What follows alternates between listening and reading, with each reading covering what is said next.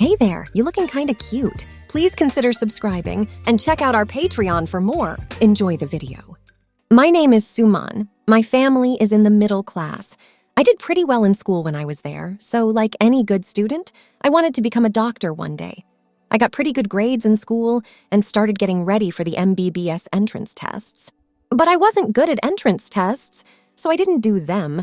Even though I tried hard and waited for 2 years, I was not able to get into medical school. Even more frustrating was seeing other guys who didn't study as much as I did get in. I was sad, and so were my parents, who had hoped that their only son would grow up to be a doctor. I never thought about going into an area related to medicine like pharmacology, lab technology, microbiology, etc., because I didn't think much of them. But one day, everything was different. Asha, one of my friends, called me to tell me about a lecture at a nursing college. In our school, Asha was the best student. She had never been in second place in school. She is pretty, can dance and sing well, and is still a very modest person. I don't have a crush on her, in case you were asking. I never thought I could handle her skills and help them grow for a lifetime or even a moment. If you want to be a good doctor, you only need to pay attention to your studies. She had been waiting, just like I had, to get into medical school. Since she wasn't getting anywhere, she started to think about nursing again. I agreed to go to the seminar with her, but I had no plans to become a nurse. I thought that nursing was for girls. I met Asha, and we went to the place where the meeting was being held. I asked her on the way why she liked being a nurse better than waiting another year. Her answer caught me off guard. She said that nursing has more opportunities now, and that the best nurses earn a lot, sometimes even more than doctors. She also said that nurses don't get sued very often. She also told me that the job is more kind and less boring. As a nurse, you can have a normal family life, but as a doctor, you can't. So she was now thinking about taking the nursing course and not even thinking about taking the MBBS course. The session was very inspiring and well-run, and the speakers were clear, down-to-earth, and inspiring. I learned that nursing is not what I thought it was and is a very skilled job with a lot of responsibilities. I was surprised to learn that men can also take the bachelor's degree in nursing. But until now, not even one boy had ever thought about going for the course. I don't know if it was my sense of what was best, my intuition, the well-run lecture, or something else. But something was making me want to sign up for this course. I had already spent 2 years of my life trying to pass the tests to get into medical school, and I didn't think I would pass this time. Also, I don't think I could handle the stress and busyness of being a doctor. The things Asha said and the way lecture made me feel stuck in my mind. With all of these things in mind, I decided to take the nursing school entrance test. Asha and I filled out the form. She was shocked by what I did. On the other hand, I began to think about how I could study for the test. I went back home. My mother asked me what I'd been doing all day. I told her that I had gone to a training about nursing with Asha. She looked sad and said, "Poor girl," in a caring tone. She could have been a good doctor, but waiting for 2 years and getting so many marriage offers must have shaken all the confidence she had built up over the years. I didn't argue with her or tell her I was applying to nursing school. I just went to my room. I began to wonder, even if I finish the course, there is no promise that I will get a job. What if none of the hospitals want a male nurse? Well, I have to be very open with the doctors and patients if I want to keep my job and not be seen as an outcast in my field. I would have to give in to their whims and follow the hospital's rules. I would also have to make sure that the hospital's management didn't see any difference between me and the female nurses. I have to be committed to my work and to my people. What if the doctors and patients call me sister? Well, if that works for them, let's get used to that name. What if the government wants all the nurses to wear skirts? I would look like a clown. At least some people can have a good time. What if they think the skirt on its own is too strange? And to make it less strange, what if they want me to wear some makeup? Maybe nylons in the winter, as well as long hair. What if they want me to grow my hair long? So I won't let my hair grow long. I began to think about my childhood. I thought of pictures of me as a child with long hair. As a child, I looked just like my mother. My mom was homesick for her childhood and her family, whom she hadn't seen since she ran away. So she made sure that my hair was long, straight, and smooth until I was about 16. At that point, I started growing a beard to look less girly, and my mom finally realized that it was time for me to grow up as myself and not as her. When I was about 8, my mother's parents, her brother and sister-in-law, and almost all of her other blood members died in a plane crash. She was very sad on the inside, so she had to see a counselor. The psychologist told me to keep my hair in a girlish style because of my mom. So, for my mom's sake, I had to keep my hair long and girly. I was treated as a girl at school. The director, ex-Brig Ritesh Sumshur Thapa, gave me a choice: get a haircut or start wearing skirts to school. I tried to tell him what was going on, but he was a hard-headed soldier who cared more about order than anything else. So I wore skirts, bows, and everything else that the school rules required for 2 years. Being a fake girl was a terrible thing to do. I couldn't play sports anymore. My friends were embarrassed to hang out with me, so they stopped talking to me. I was picked on by the older boys. The only people I could trust were a very girly boy named Raju and the girls in Asha's group. But the teachers were very helpful, and I'm grateful for that. Even though it was bad for my social life, it gave me a chance to improve my grades, and I also learned a few skills that were only for girls. You may have wondered why I didn't drop out of school. Well, my dad always wants me to learn how to live in the worst places.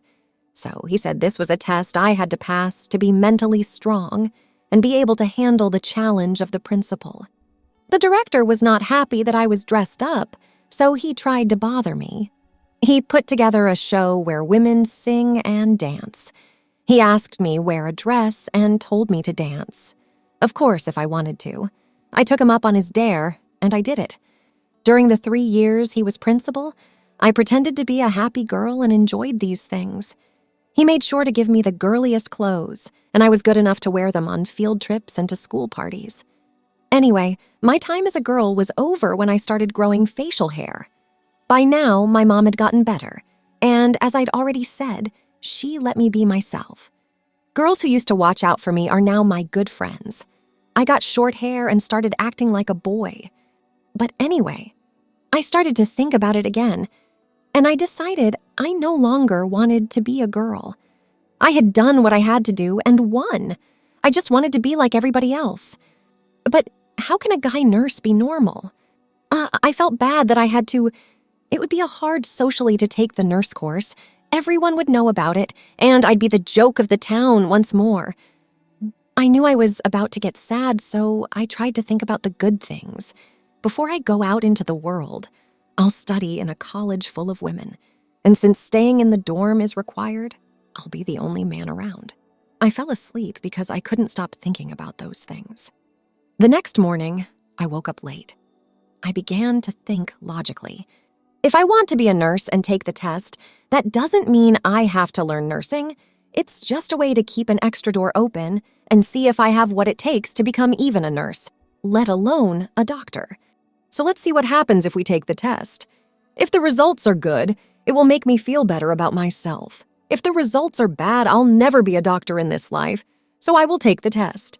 Asha and I had both applied to nursing school, so I will take the test. Suman is a name that can be given to both men and women. So when I applied, people probably thought I was a girl. But when I went into the test room to take the test, they were surprised. For the first time in the school's history, a man applied to study there. The results came out soon. To my surprise, Asha had done the best on the test, and I had come in second. But all of a sudden, my shock turned into fear. I hadn't told my folks that I was trying to get into a nursing program, but now that I had a full scholarship and a great job, I didn't want to go back. So I chose to try to persuade my parents and stick with my choice. I was waiting for the right time to tell my parents about how well I had done. But my folks already knew that I would be going to college. The fact that I took tests for women and almost came in first place was big news in the city and was written up in the paper. Our house was full of reporters, so I almost became famous.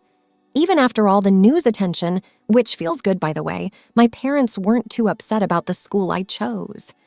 They told me that they would back me no matter what I did. So everything was fine. I will be going to school to become a nurse. My home was about an hour away from where the college and hotel were. Before this, I had never stayed in a hotel. So, about a week before my classes began, I chose to go to the hostel and stay there. As soon as I walked into the college, things started to get weird. The hostel was where all the students were meant to stay. The plan was for 2 kids to share a room, but there was only a hostel for girls, and there was no other building close that had hostel facilities. So they decided I would live in the girls' hostel. But since I'm a boy, I wouldn't have to share a room with a girl, for safety reasons. Instead, I would have a room to myself. There was a practice at the college of making fun of the new students. The seniors used this custom to keep up what they thought was the college's discipline and attitude. But ragging was fun for the older students and painful for the younger ones. I was picked on the most because I was the most different and the newest species in college, as well as a bit of a star in my own right. I was a skinny boy with short hair and about 5'4" at the time. The day after I moved into the dorm, the older girls came into my room. They tried to look mean and strict. "I'll tell the warden if you do anything," I said. At that time, I felt so tough. I thought I could get away, but when I said what I did, they were very angry. So the head of their group, whose name was Pima, she whistled. Within seconds, my room was full of senior students. Even though most of them were about the same size as me, many of them were bigger and stronger. 5 of them picked me up. I tried to make things as hard for them as I could, but it wasn't enough. They put me in a different room when I wasn't looking. Everything suddenly went black. When I woke up, I was in a class full of girls with a middle-aged woman standing next to me. She was mad and looking at me. I couldn't remember anything because my head felt heavy. She said in a sarcastic way, "Now that the princess has finally woken up, we can start anatomy class." She also said, "By the way, princess, you don't make a good impression on your teachers if you fall asleep in the first class lecture." I started to redden. She went to the front and began giving a speech. As she talked, I tried to figure out what was going on. First of all, I didn't feel good. Too much weight was on the head. I put my hand on the top of my head to see if I had a fever. I didn't know what to expect. My hair was long on top of my head. When I tried to move it, I felt something over my head move. I tried to pull the hair down, but it was stuck somewhere, and I was already getting the attention of the woman speaking at the front. So I tried to put my hand up to my face to make it look like I was holding up my glasses. I didn't have glasses on, but I could see just fine. I looked at my hand and saw that it didn't have any hair on it, was a few shades lighter, had red nail paint on it. It was the sound of my bracelets, not my hair, that first caught the attention of the class. Henna tattoos made pretty designs on my fingers that made them look like the hands of a bride. When I looked down at my body, my heart was beating so fast that it almost came out of my mouth. I had on a skirt and blouse. I touched my ears and saw that I had earrings. I knew I was wearing necklace too because they made noise when I moved. My legs had high heels, which were uncomfortable even when I was sitting down. I turned red and wanted to run out of the class, but I was already getting too much attention, and the little bit of sense I still had told me that I couldn't run in a dress and high heels. From what I could tell, the seniors dressed me up and then brought me here to the class. Even though things were bad, I tried to pay attention to the lesson. The lesson was very useful and basic, but I couldn't understand it well because my heart was beating at 120 beats per minute. But after a while, I was listening to the talk with full attention and enjoying it. After the lecture, the professor seemed to remember something and said, "Class, I heard that there is a male student in this class and the institution for the first time. Where is he?" I got up from my seat because I was happy. She gave me a look and said, "Yes?" as if I were going to ask her something. Then I realized that I did not look like a man at that time. So I said, "I think he's not there." No one knew why everyone was laughing. I think the professor's wife felt embarrassed and asked me, "Are your heavy makeup and over-the-top bridal clothes meant to make up for your rough voice and behavior?"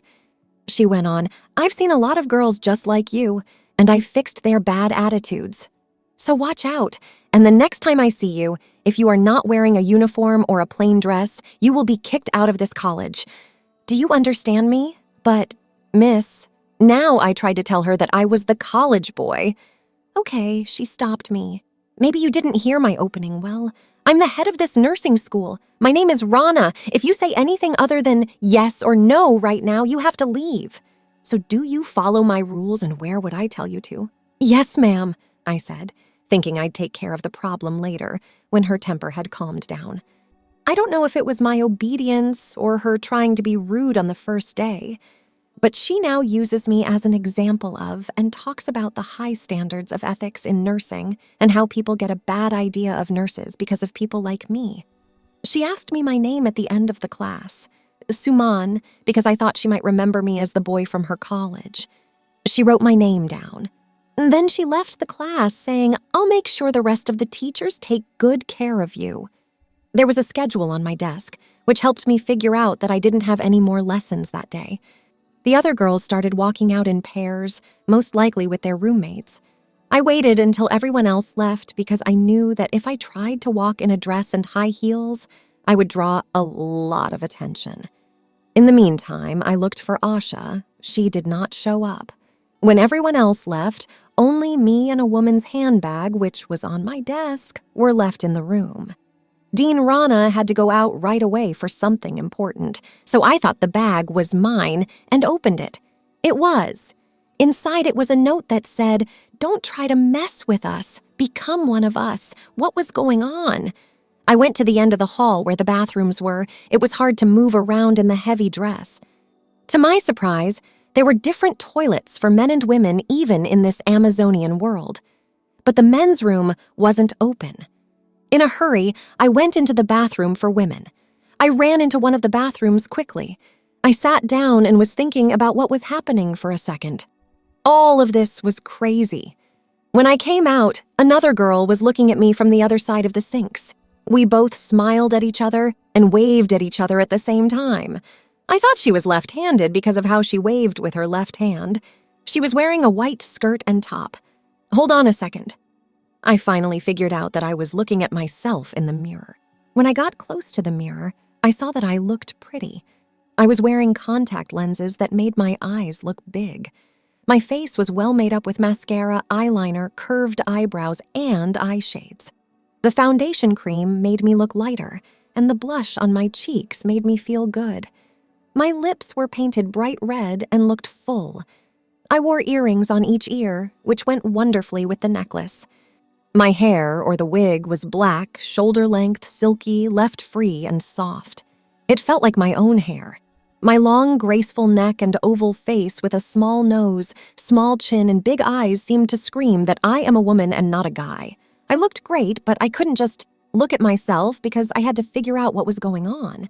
Or, you know what? I actually do kind of like how I look. Maybe this all could work out pretty well. I was a pretty girl. Something deep down I always wanted to be.